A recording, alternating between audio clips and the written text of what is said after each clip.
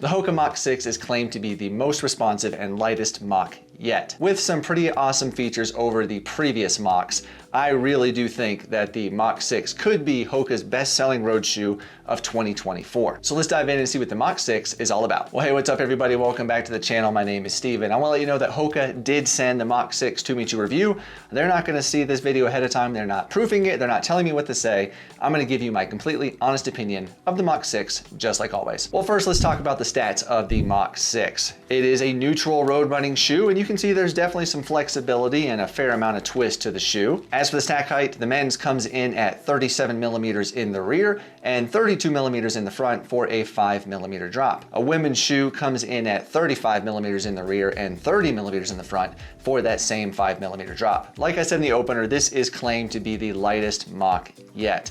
Well, my men's size 11 weighed in at 9 ounces or 257 grams, and a women's size 8 weighed in at 6.7 ounces or 189 grams. And just for reference, that is 1.4 ounces lighter than the Mach X in the same size. As for the fit, it is true to size for Hoka, so whatever size you previously wore in other Hokas, you should be good to go in this. And I should also note it is made from vegan materials. Well, moving on to the upper of the Mach 6, this is where we start to see some changes over previous versions of the Mach. The upper is a new Creel Jacquard mesh material with zonal breathability, and it is the same type of upper that is available on the Mach X. So far, the material does seem to be very comfortable on my foot, and it seems like it's going to last quite a while. As for the breathability, take a look at the tissue test. You can see when I flipped the hair dryer on low, the tissue came up pretty decently for a low test. And when I switched to high, you can see that tissue came up pretty quickly and stayed up. And when running, these do feel nice and breathable. So I think if you're in a warm environment, these should be good to go. The toe box of the Mach 6 here seems to be maybe just a tad bit more narrow than the toe box in the Mach X, but it still fits my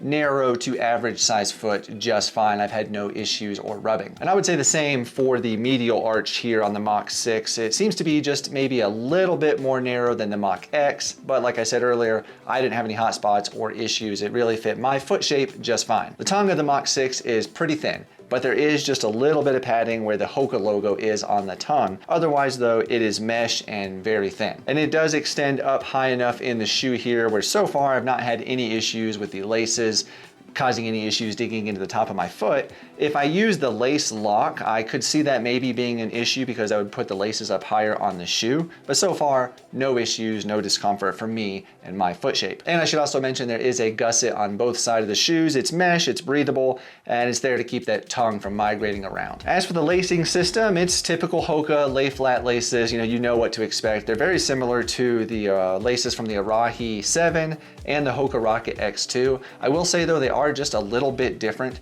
than the laces on the Mach X here. These have a little bit more, I don't know, they're a little bit more coarse and not quite as stretchy. And I gotta say, I do like the laces better on the Mach 6. Moving around to the heel collar, it is a streamlined foam to minimize weight and bulk. And it is, pretty comfortable. It's not plush, but it's perfectly fine. It really feels about the same as the heel collar on the Mach X here.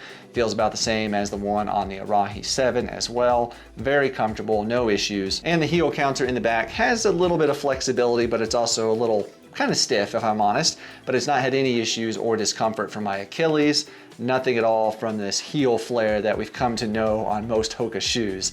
And lockdown has been very good as well. Overall, the upper of the Mach 6 is really pretty nice. It's comfortable, it seems to be durable, and it fits my foot well. The midsole of the Mach 6 also saw some really good updates over the previous versions. The midsole foam is now a full layer of supercritical foam to provide extra energy return and cushion without adding extra weight. Right out of the box, I could feel that this midsole was special. Honestly, it reminded me a lot of the midsole in the Saucony Kinvara Pro, which I absolutely love. It has that same bouncy feeling, but the Hoka drop, that 5 millimeters, that I really love. The high stack height of this supercritical foam provides so much cushioning for those long runs. It feels great, but it is very responsive, energetic, and just feels really fun to run in. The Mach 6 feels much better than the Mach X in all aspects of the ride, in my opinion. It feels more cushioned and bouncy, but yet it also feels faster underfoot when running. If you want to pick up that pace and do some speed work. The supercritical foam has that energy return and responsiveness that you want. Plus the geometry of the Hoka Mach 6 combined with that midsole foam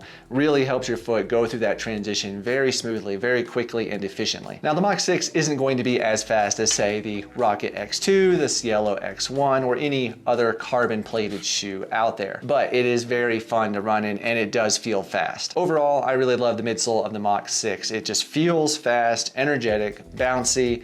The supercritical foam just works. It's awesome. Another big improvement of the Mach 6 is the outsole. It now has strategically placed durabrasion rubber. It really reminds me a lot of the outsole from the Saucony Endorphin Speed 3 here, which as you see, they look, kind of similar in shape and design. However, I do think the outsole on the Mach 6 will last a little bit longer, as I already have a pretty good amount of wear on some parts of the outsole of the Endorphin Speed 3. It is a thin layer of the durabrasion rubber, but it's in all the right places, and it really provides excellent traction on all paved surfaces and even some light urban trails. And I think if you choose to go run on some gravel like I have with this shoe, that this rubber is really going to help keep some of those rocks from poking up into the foot. As you see, there is a nice groove in this midsole outsole right here that goes all the way back, and that provides a good amount of flexibility, which you can see if I squeeze the shoe here, the shoe kind of collapses there in the center. Overall though, I really do think Hoka nailed this outsole. This durabrasion rubber has been very nice. It's been durable so far, provide plenty of grip for pretty much any situation you're going to take a road shoe in.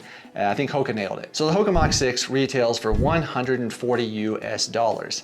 I think that is such an amazing price for this shoe. Hoka nailed it. The comfort from the upper, the responsiveness of the midsole, the durability and grip of this outsole make this a fantastic shoe for maybe those that can maybe only afford one pair of shoes. You don't have a large shoe rotation. I think this is going to be a fantastic option. For reference, if you compare that to the Mach X here, which retails for $180 US, I think what you get for the Mach 6 and 140 is kind of what that Mach X was designed to be originally. You get that bounce, responsiveness. It just feels good. Well, the bottom line of the Mach 6 is I think this is a fantastic shoe. Like I said earlier, I really do believe this could be Hoka's best-selling road shoe of 2024. At $140, I think that is so far ahead of the competition at this price point. I mean, I compare this shoe to the Saucony Endorphin Speed 3, which I have seen on sale now for about $135, but the Endorphin Speed 4 is out, I think like $180-ish. I also compared it to the Kinvara Pro, which is also $180. I love this shoe. It feels fantastic. And then, like I said, the Mach X, also $180. But I think the Mach 6 is probably one of the best values out there in terms of what you get for that money. So if you can't tell, I highly recommend trying the Hoka Mach 6. If you like the previous Machs, I think you will love this shoe. If you like Hoka's, you're gonna love this shoe as well. So be sure to look below in the description for a link to go purchase the Mach 6. It does not cost you anything extra, but it does help support the channel. But now I wanna know your thoughts. Have you tried the Hoka Mach 6? What did you think of it versus the Mach 5, the Mach 4, other versions of the Machs? Let us know below in the comments. I'm sure everybody would really like to hear those thoughts also. Well, since we talked about it quite a bit, if you have not seen my full review of the Hoka Mach X, go ahead and take a look at that on your screen over here. See you over there. Thank you for watching. I appreciate you all, and I'll see you in the next one.